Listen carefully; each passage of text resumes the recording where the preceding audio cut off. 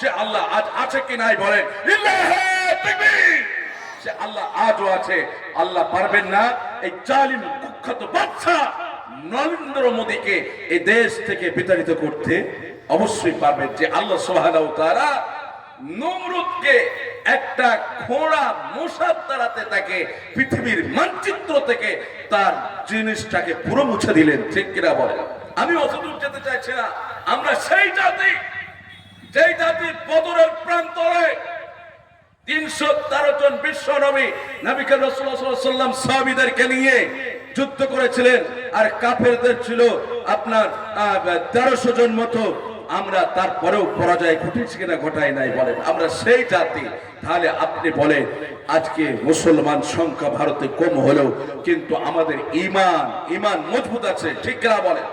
সম্মানিত বাপরা আমার, আমি ফ্রাউনের রোড যাব না, নমরুদের রোড যাব না,